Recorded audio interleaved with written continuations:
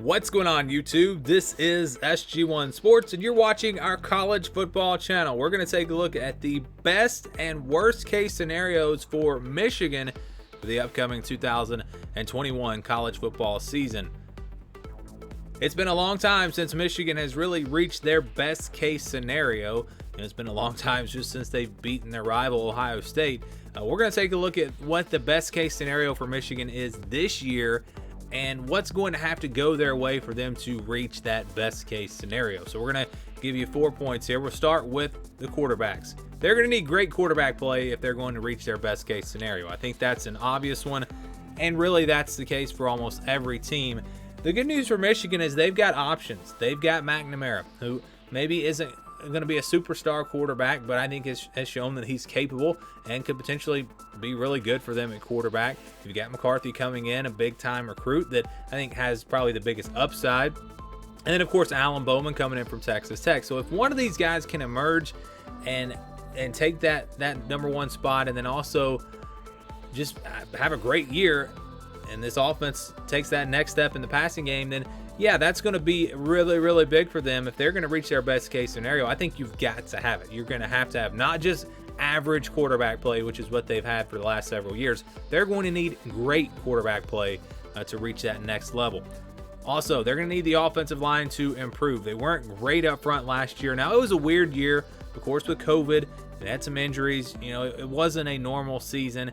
They've got some guys coming back, but they need to be able to run the ball consistently. That is really, I think that's step one for Michigan. Offensively, if they can run the ball consistently, that's going to take some pressure off of the quarterbacks, allow them to maybe have great quarterback play, and it just all starts right there. So the offensive line for Michigan is going to be really key this year, really, really key.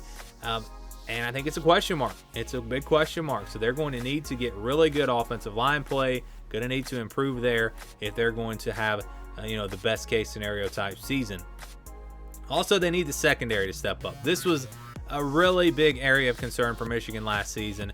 The pass defense just was not good. I think I saw a stat where they were 96th in pass defense last season. I mean, that's just not going to get it done. You look at the cornerback spot, they don't really have any stars. They don't have any guys that you can look to and say, oh yeah, I can trust that guy. Green's probably their best cornerback.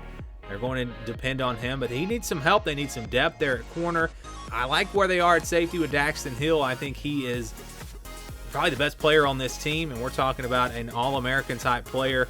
I really like what I've seen from him. Brad Hawkins is back, so they're okay at the safety spot. And depth is maybe an issue, but I think there's two starting safeties will be really solid for them. But it's going to be that cornerback spot. Stopping the pass, that's going to be key for the Michigan defense. If they can do that, if they can improve in the pass defense, and these young guys can step up to the secondary, that's going to really, really change things for their defense and allow them to have, once again, one of the better defenses in the country. And then also, they just need to find some explosiveness on offense. And this is something that, we've noticed across college football. When you look at Alabama, when you look at Oklahoma, when you look at Ohio State, when you look at Florida last year, all of these teams just had explosiveness on offense. Yes, they could run the football, some of them, but they also were able to get big plays through the air. They were able to keep defenses off balance and just find that explosiveness. That is something that Michigan is going to have to do if they're going to get to that next level. And you look down the roster and you wonder, who is it going to be? Who is going to step up for them in the run game? You've got Haskins. He's going to be the guy at running back. I think it's clear with Charbonnet transferring out. I think Haskins will be their number one guy. You've got Donovan Edwards coming in, a guy that I think could really see a big role for them. But don't forget about Blake Corum, a guy with a ton of speed. Can he kind of give them some big plays in the run game? I know he's not going to go in there and get 30 carries a game, but if he can come in and be a nice change of pace and allow them to get some big plays on the ground, that's going to be big for this Michigan offense. And then you look at the wide receivers. Who's the guy that could maybe take the top off the defense, a guy that could help them get some big plays? You've got Ronnie Bell. He's consistent. He's going to be probably the go-to wide receiver for them. But who's going to help him out? Who is going to come in there and make big plays for them? Maybe it's a Roman Wilson. Maybe it's one of these young guys. That is another thing that I think they have lacked, and I think it's something that they're going to have. They're going to have to develop that vertical passing game, get some big plays on the ground, find that explosiveness offensively, and if they can do that, that's going to allow Michigan to creep back up into those top-tier teams in college football, and definitely in the top tier of the Big Ten. So what does this mean on the schedule? What does this mean, if they do all four of these things? What's the best case for Michigan? You look at the schedule. It's a pretty tough schedule. You've got Washington in the non-conference. You got Wisconsin on the road in your crossover matchup. But there are plenty of games that, there really aren't a lot of games on here where you're going to say, well, Michigan has no chance. You can't count them out. Maybe Ohio State. But other than that, they're going to have a great shot to win the majority of these games. So when we talk about best case scenario, we start with the games that we can just go ahead and pencil in. If they're reaching their best case scenario, they're going to beat Western Michigan. They're going to beat Northern Illinois. Really no doubt about that. And I think you can go a step further. Again, if Michigan plays to their full potential and they do the things we talked about, they're going to beat Rutgers. They're going to beat Nebraska. They're going to beat Northwestern, Michigan State, and Maryland. Michigan is a more talented team, I think, than all of these teams. And again, if all those things go their way, like we talked about, and they reach their best case scenario, they're going to win these 5 games. I don't think they're just going to get it done if they're playing up to their expectations and what they're capable of playing. So that's 7 wins for you right there. And then you've got Washington, Wisconsin, Indiana, Penn State, and Ohio State. 5 games that I think are going to be their toughest 5 games this year. 5 games that, even if Michigan is playing their best, these are going to be hard games to win. Washington is a sneaky good team. This team, both sides of the ball, is going to be really strong this year. I know it's at home for Michigan, but still, that's going to be a tough matchup. Wisconsin, always tough. They play them on the road. That will also be a really tough matchup for Michigan. Indiana is a program that is starting to turn the corner. We saw it last year. I think they're going to be really good again this year. Didn't really lose a whole lot, and as long as Michael Penix is back and healthy at quarterback, you can expect Indiana to be, I think, a top-tier team in the Big Ten. Penn State is another team that I think will bounce back this year, and you've got to go on the road to play Penn State. And then, of course, Ohio State. We all know that is going to be a very tough challenge there. So these 5 games are going to be, again, if everything goes really well for Michigan, they're going to win the other games. But these 5 games, what's going to happen in these games? They're probably all going to be close games that will come down to the wire. And I think if you're looking at this realistically for Michigan, out of these 5 games, if you can go 3-2, if you can have a winning record in these 5 games that are going to be the toughest 5 games that they'll play this season, I think that is something you'll take. I think that's probably about the best case scenario for Michigan. So I'm going to say that they go 3-2 in these 5 games. Overall, they go 10-2. Not enough to make the college football playoff. I don't think that's really, again, a realistic expectation for Michigan. But I do think it's enough to maybe push them into a New Year's Six Bowl. And I think that is the best case for Michigan. Go 10-2, make it into a New Year's Six Bowl, and really start to turn this program around and turn it into what it's capable of being. And I think that is what would be the best case scenario for Michigan in 2021. I don't think any Michigan fans expected to go 2-4 before last season. Of course, they only got to play 6 games, but still, I don't think if you look at the 6 games that they played, I don't think any Michigan fan would have told you, yeah, we're going to go 2-4 in these 6 games. It was probably about the worst case scenario for Michigan last season. What about 2021? Let's take a look at what the worst case scenario for Michigan would be this year, and we'll look at 4 points here, and then we'll look at the schedule and show you what I think the worst case scenario is on that schedule. So these things are things that would happen if they're going to reach their worst case scenario. This is, I think, as bad as it gets for Michigan. First of all, I think it's obvious the quarterback struggle. When you've got 3 guys that you think have a legitimate chance to lead this offense, to be good, a good quality quarterback, when you got 3 guys that you think out of 3 of those guys, one of them is going to step up, one of them is going to be good. What if they all struggle? What if they swing and miss at quarterback? It seems like they have now for several years. They just have not gotten that guy to be a really good quarterback for them. I mean, they've had decent quarterback play at times, but they have just not had great quarterback play.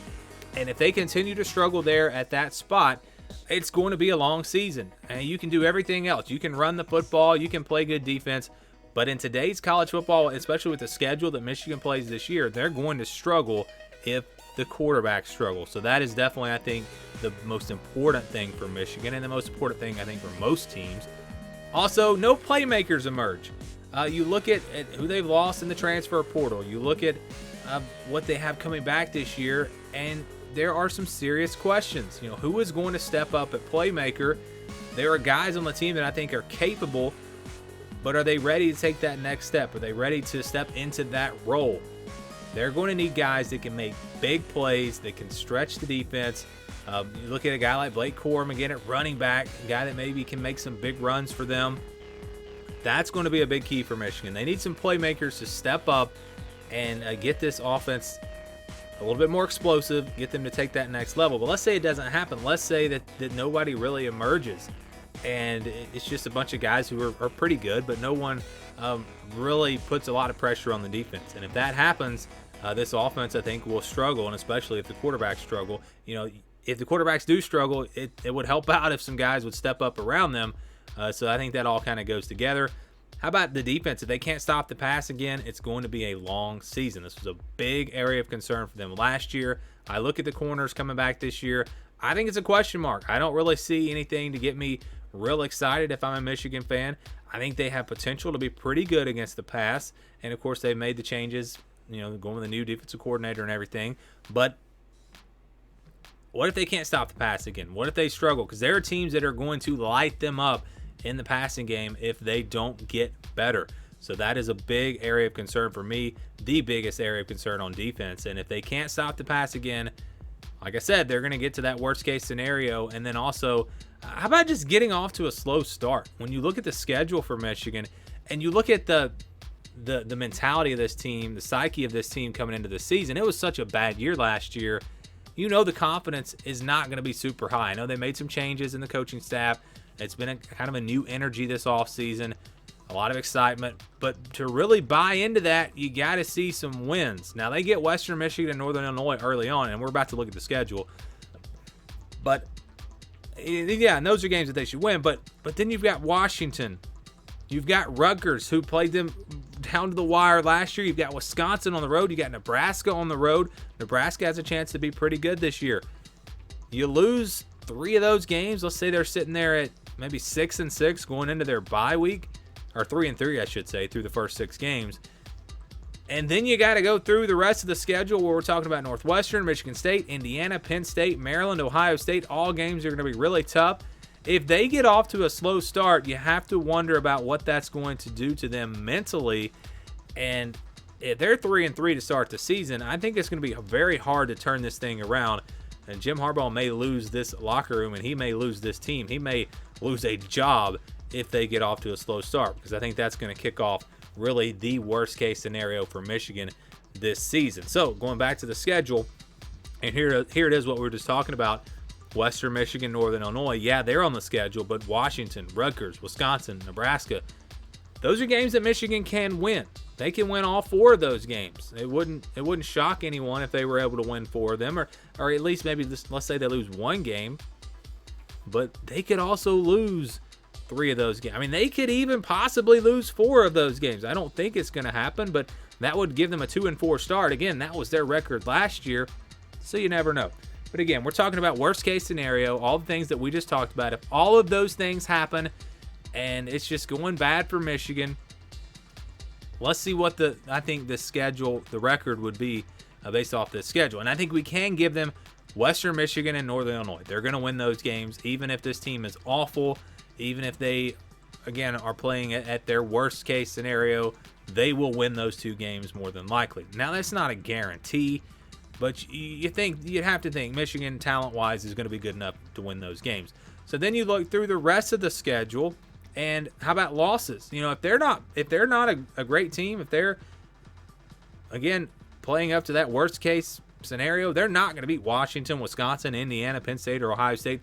That's 5 losses right there. Already 5 losses, and then you've got 5 games remaining. How are they going to play in those final 5 games? That's really the big question. And so when we talk about Michigan in the worst case scenario and the possibility of missing out on a bowl game, it is a very real possibility. Rutgers is a team that if Michigan's playing poorly and Rutgers is playing their A-plus game, Rutgers can beat Michigan. Same thing with Nebraska. Same thing with Northwestern, Michigan State, and Maryland. These are all teams that could possibly beat Michigan if they're not playing well. Will they all beat Michigan? I don't think so. I don't think that, even if, again, you go back to last year, as bad as it was for Michigan, they were still able to win a couple of games. And so when I look at these other 5 opponents here, I think Michigan has enough talent. They're going to be good enough to where they will be able to win at least a couple of these games. Let's say they go 2-3 in these 5 games. Again, we're talking about worst case scenario here. That's going to put their record at 4-8, and I think that's probably the worst case scenario for Michigan this season. I think that's as bad as it gets, missing out on a bowl game. And if they go 4-8, I would say that Jim Harbaugh is probably going to be fired. You go 2-6 and then 4-8 at a place like Michigan. I don't really see him having a job after that. So I think 4-8 would be the worst case scenario for Michigan. Realistically, I think this team, it's hard to see them not at least getting to a bowl game and getting to 6-6. But like I said, if everything goes against them, and we talk about all of those things that would possibly happen to cause them to play at their worst and to reach that worst case scenario, if all of that did happen, I think for Michigan, you'd be looking at a 4-8 record in 2021.